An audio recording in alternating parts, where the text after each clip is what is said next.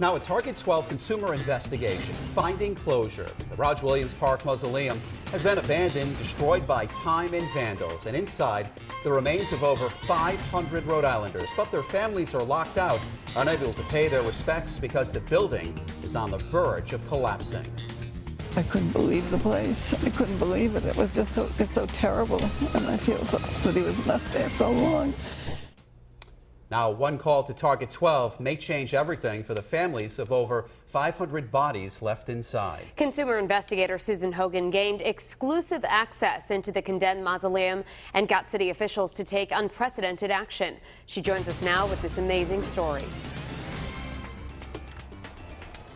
90-year-old Claire Berkovitz from Providence had a story to tell, and the Target 12 investigators listened. Her father, a World War II veteran, is interred inside the mausoleum here. Her wish before she dies is to remove her father's body to a more respectful resting place. We were her last hope. He was just a terrific person. At 90 years old, Claire Berkovitz remembers her dad well. He was handsome, and every woman in Providence was in love with him. I have to tell you that. And he died much too young. A war hero who died at a very young age in 1937. Back then, it was prestigious to be interred at the Roger Williams Park Mausoleum. We lived in Edgewood, and he would go by, and he said, if anything happens to me, I want to go there. And if you don't put me there, I'm going to come back and haunt you. But the prestige to be laid to rest here has been replaced by shame. Claire's father, along with an estimated 527 bodies, have been abandoned. The mausoleum closed off from loved ones because it's on the verge of collapsing. You ready for this?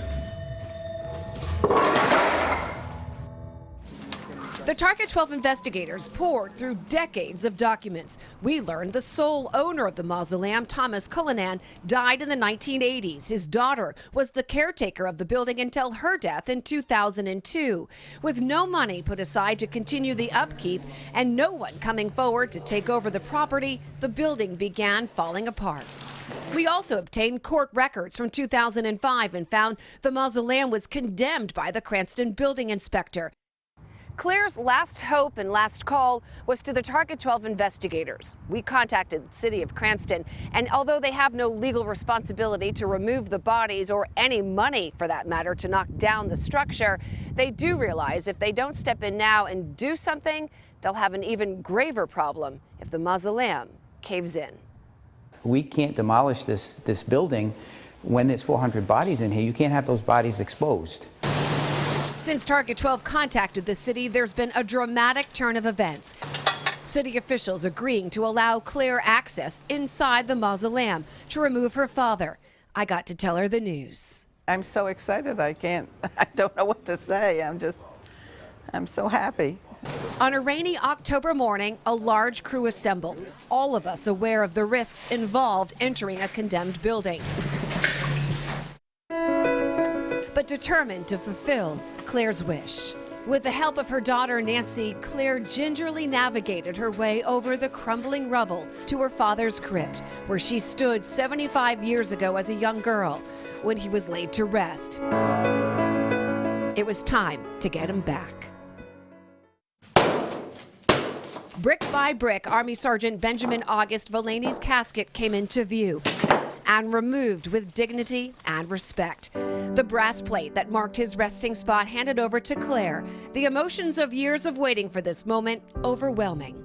I couldn't believe the place. I couldn't believe it. It was just it's so terrible, and I feel that he was left there so long. But you got him. Got him, thank you. Oh God, thank you so much, Susan. Claire's father will now be laid to rest at the Veterans Cemetery in Exeter next week. Now, an unprecedented move by the city of Cranston. They're taking on the monumental task of trying to look for all of the families of the remaining 500 plus bodies inside the mausoleum before it's too late. For the Target 12 investigators, I'm Susan Hogan, Eyewitness News. This consumer investigation isn't over yet. Tomorrow morning, we'll take a closer look at what you can do if the resting place for your loved one is in disrepair. Finding closure continues tomorrow on Eyewitness News This Morning.